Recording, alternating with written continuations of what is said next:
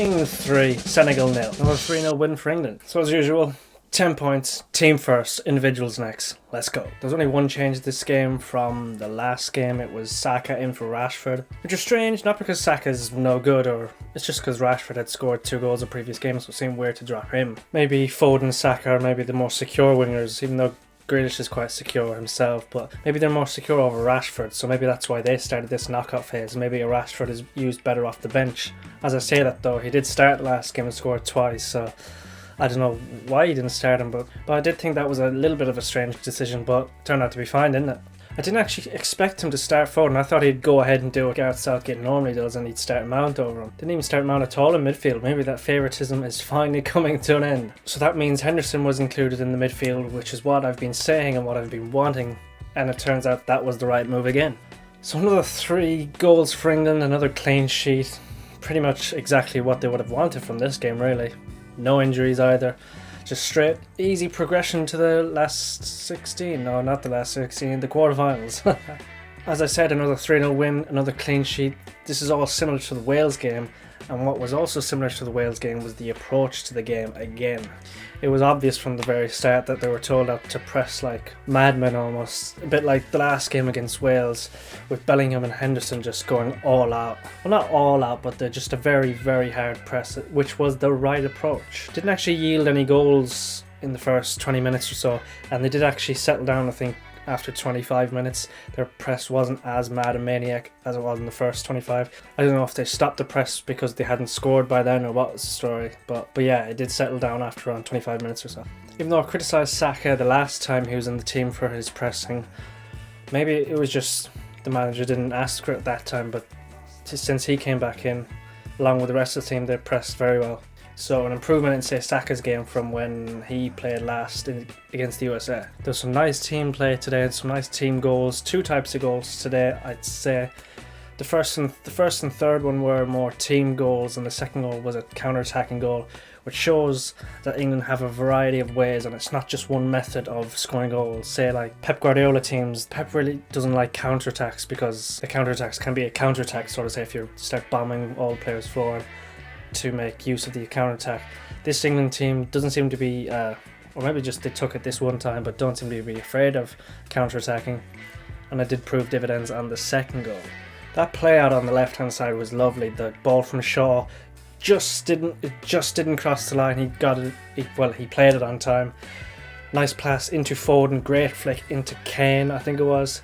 And then the key thing that I was looking to see, and Lee Dixon pointed this out, is runners off Kane when he comes deep, which Bellingham did, which was why Kane was able to release him once he turned on the ball. The small stipulation I had with Kane as a creator dropping deep was the fact that nobody would run off him, so these late midfield runs is exactly what I was looking for, and well, you know, it proved dividends with Bellingham getting to a great position for him to cross for Henderson to finish home. The 2-8s in Bellingham and Henderson did play quite high, and I wonder, will that be the same sort of midfield structure that they'll play against France? High 8s does leave Rice very alone at the back there, so I'm wondering, will he play it more conservative next game, but we'll see. That was the structure for this game anyway. 2-8s up high, pushing the defenders and midfielders back. England wingers up nice, high and wide as well, pushing fullbacks back. So yeah, that was the kind of pressing structure at the start of the game. To be honest, up until the England goal, it was Senegal with most of the chances. I think they had like 2 chances or so, so it was actually Senegal with all the big chances anyway.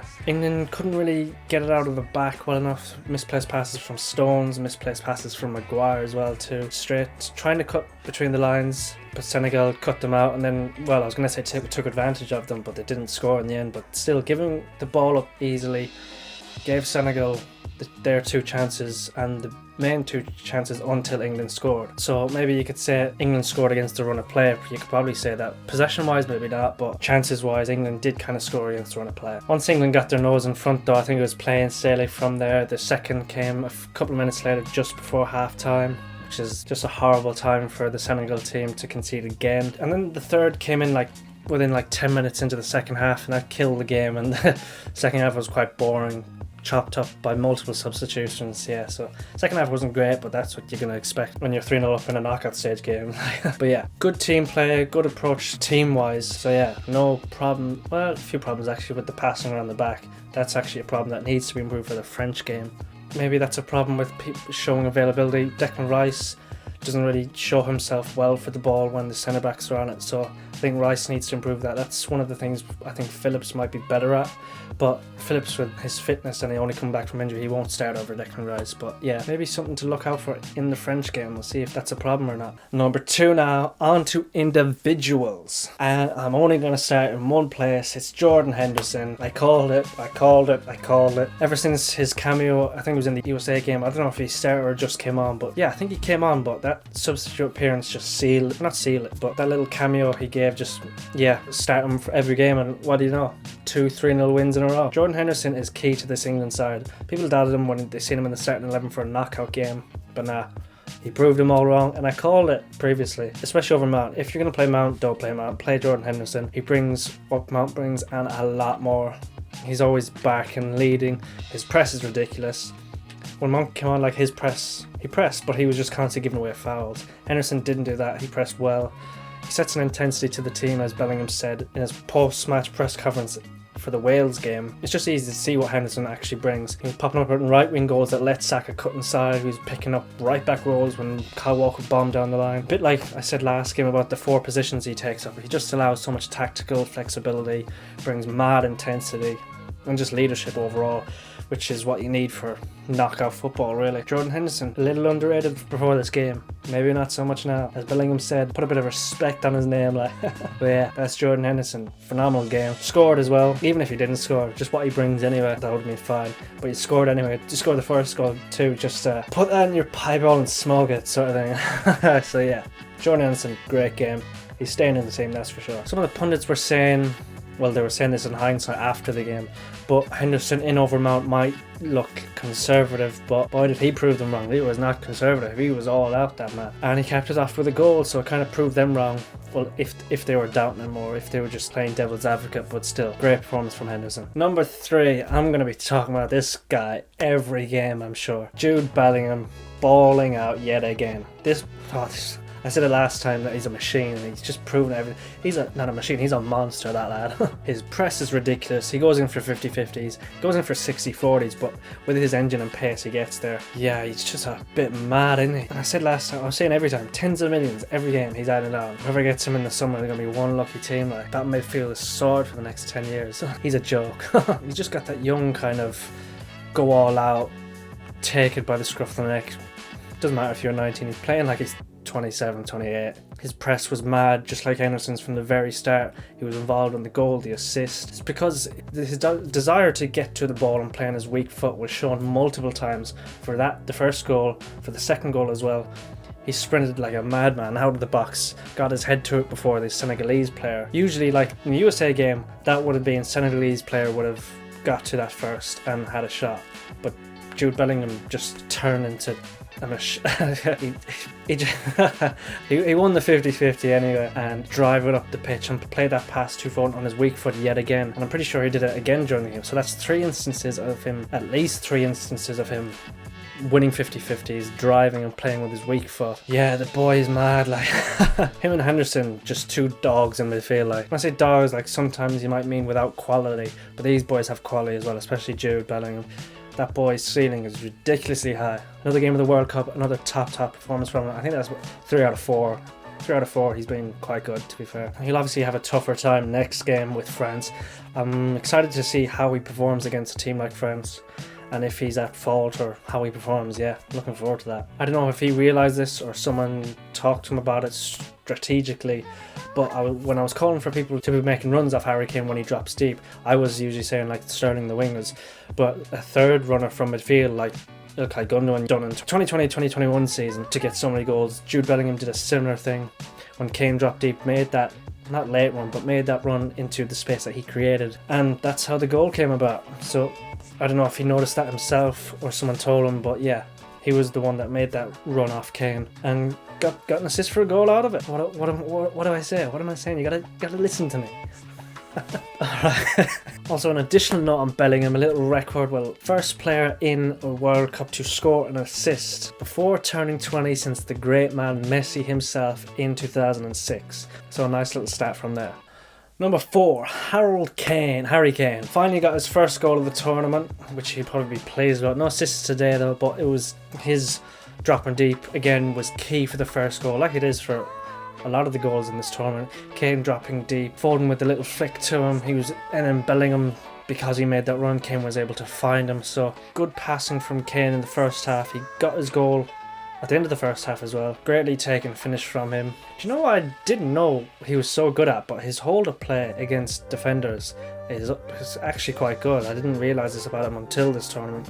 But the way he takes the ball down and holds players off him and plays it on, maybe sometimes riding challenges and not going down, he's quite good at it, so he's surprised me in that aspect. There was also an instance in the second half where he took the ball, nice turn, lovely turn, and Meg someone played it out to Foden straight away. He also played it to Foden for Saka's goal as well, so some good play from Harry Kane all round, and topped it off with his first goal of World Cup 2022. Number 5, Philip Walter Foden. 2 assists this game, the youngest player to get 2 assists in a World Cup knockout game since R9 Ronaldo in whenever he did it. He was like 98 or something like that. But yeah, involved in all 3 goals. He got 2 direct assists for the last 2, and for the first one it was his flick that set Harry Kane away to feed in Bellingham. So yeah, involved in all 3 goals. He kind of proved why he should be starting every game for England, and he'd probably keep his name in the team sheet now. But yeah, high pressing from him again like the other game. Same with the whole team in general, really. Some nice touches, nice flicks, like for the first goal, for example, that I went through. Foden on corners yet again, which shows he's a bit of responsibility in this team. But yeah, involved in the first goal indirectly, involved in the second goal with a direct assist. He got lucky that it bounced off the Senegal defender, but he was still aiming for Kane still. And then rides a nice challenge for the third goal with an assist and a nice cross for Saka. So yeah, great game from him, should keep his place. It'll be nice to see him, big game, him versus Mbappe now. Maybe it was like that in the Champions League game with Man City and PSG, but we see how he does against top opposition for England now. He's done it for City, can he do it for England? Number 6, Bukayo Saka. Saka came in for the impressive Rashford, so he kind of had to deliver today. And deliver he kind of did. He got a goal. He was a little quiet, I think, in the first half, but when compared to Foden, some of Foden's touches in the first half weren't great. When he'd received the ball from a centre-back or full-back, there was one instance he tried to first time it to Shaw, but Shaw didn't receive it rightly, or he missed the ball, he ran past it, which gave Senegal a chance. Compare this to Saka, who would take his first touch rather than first time it. He seemed a lot more secure and taking less risky options for the first 25 minutes or so, which is probably the best idea, just to kind of settle into the game and give England a foothold. So his first touches, and he was showing good hold of play, were good from him in the first half an hour or so. From then he can build on in the second half. And build on it he did. He got into a great position for the goal, making sure to stay onside, and a lovely kind of chipped finish over the keeper. He just let the ball come to him, dinked it rather than side footing it. He just a little dink over the keeper because he knew the keeper was going to come out and go low. So yeah, lovely finish from him as well. And as I said in the previous game that he started the USA one, his pressing wasn't good, he wasn't tracking runners, but that changed completely today. He was doing the complete opposite, similar to the rest of the team. But yeah, good changed performance from him, and it'd be interesting to see if he starts ahead of Rashford still. I think he will. A goal today has probably secured his place against France, but yeah, back on that road to redemption for Saka. Number 7, the rest of the team now, starting at the back. Pickford, little bit to do this game, probably the most he's had to do the whole tournament. Some great sweeper keeper action in the early in the first half to stuff a Senegal attack, and a couple of great saves as well in the first half to deny Senegal their chances of going ahead. Kept England in the game to build off of that clean sheet, because if you concede, your game plan is probably going to change. You're probably going to have to go a bit more attacking to regain the lead, but Pickford's saves kept them in it and kept it 0-0 for England to then build off of that. Probably the most he's been involved in the game. Is probably one of the reasons why I don't really mention him, but yeah, I think he made at least 3 good saves and 1 sweeper keeping action that kept England in it, and yeah, good performance from him. Kyle Walker, Ismail Assar was like the warm-up test for Kylian Mbappe, and on at least 2 occasions he got beaten for pace. He gave away fouls a couple of times. So yeah, moving on to Kylian Mbappe next will be a real test for him. A lot of people are confident in his abilities, but I'm not so sure. I think he may have just lost a little bit of pace. not that noticeable, but maybe when you're against Mbappe it will become noticeable. So yeah, I'll be worried about him next game, seeing as everyone else is so confident, because what he produces for Man City against PSG, even though that was like a season or two ago. Yeah, be looking at him the next game to see how he does, but decent game this game, bar the couple of times Sarr ran past him. Two centre backs, as I said in the first half, were giving sloppy balls away. Maybe that's due to the options around them. Declan Rice, as I said, isn't that great at providing options for the centre backs. He needs to learn to do that better. But yeah, centre backs had a bit of a nightmare, giving the ball away multiple times. I think Maguire was first to start off. He did it twice. Stones was shouting at him for it, and I think Stones ended up doing the same thing a couple of times. So not a great performance, but they still kept a clean sheet. After first couple of nightmares, I think they showed up sharp. Talking Luke Shaw now, nice and tidy. He was involved in the first goal. Luke Shaw has just been standard 7.5 out of 10 performances every time. He's just very solid at left back. Onto Declan Rice, like I said, he needs to not shy away from the ball when the centre backs have it, and when the ball moves across from Stones to Maguire, he needs to be retaking positions, providing options for them. He needs to see where the space is. He just needs to read the game a little better, and that would help ball progression from centre backs to midfield. Even if it's just a bounce passes between the centre backs, that will move the Senegalese players around, or French players in the next game. But yeah, he just needs to learn to do that a little bit better. So that's the rest of the team done. I've already gone through the other ones individually. Number 8, subs now. I think it was Grealish, Dyer, Mount, Phillips, and don't know who was the last one. And Rashford that came on. Trent unlucky not to get on this game. Would have liked to seen him come on, but nice to see Calvin Phillips get more minutes. Mason Mount get minutes as well.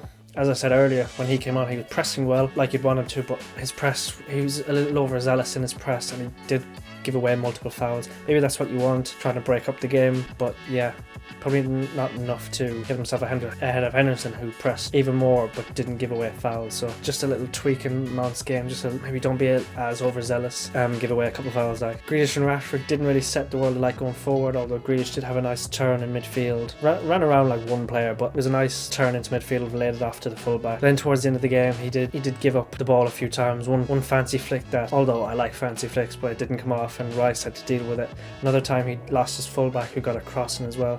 So Grealish just has to tidy up his substitute performances if he has any chances of making the first team or making a starting 11, which I don't think will happen this tournament anyway. But yeah, it was 3-0 once the subs came on, so they weren't really in it to do much but just see out the game. That's why the second half was probably as bad as it was, because it was kept getting chopped up by subs coming in and out. But yeah, nothing of note from the substitutes this game anyway. Number 9, the manager now again, Gareth Southgate. Bit like last time, 3-0 win. Bit like this time again. Spot on, pretty spot on. Saka over Rashford was a different decision that I didn't think he'd make, but it obviously turned out fine. I'm going to say something about Gareth Southgate, and it may sound a little far, but just hear me out. His England team, or him being in charge of England, may be a little similar to Pep's City team. Hold on, yeah, that's a bit of a stretch, and it is a stretch, but just in a specific aspect. Gareth Southgate has kind of made England get into knockout stages of tournaments a regular occurrence now. I think it's the last 3, the 2018 World Cup, the 2020, 2021 Euros, and now this World Cup. All knockout stages, progressed to semi-final and final last time. I know the teams and the draws are easy, whatever, but he's still getting through them. It's things that England didn't used to do. England used to be nowhere near as good. I think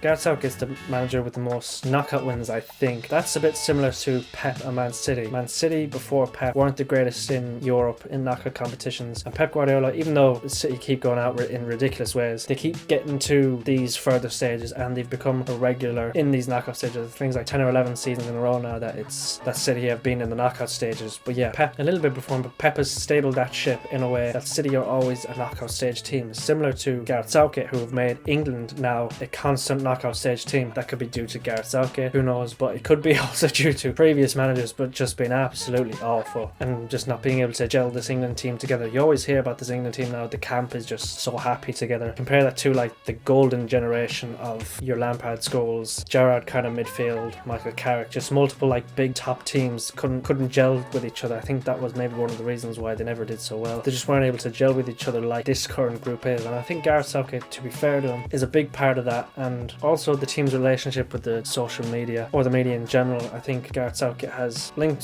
the media and the team well. There's just a lot of positivity around this England team, team, even though a lot of it's probably over the top with the whole it's coming home thing, but that's just a bit of a laugh anyway. But yeah, Gareth Southgate's England, possible similarities to Pep Guardiola's Man City, bit of a stretch maybe, but yeah, that's one similarity anyway. Not saying they're the same side, no, anything like that, or he's anywhere near as good as Pep, but yeah, making them a constant knockout stage team, although I don't think he'd get past the quarterfinals now with France, but losing to France ain't something to be embarrassed about. Like, they're the champions, they're probably going to win it again. So yeah, but yeah, back to the team now, or the way he set up the team, same as last game against Wales with the 3-0. I think this has worked well these last couple of games now. I think he had to change something after the USA game, but this manic or mad press sort of thing is working.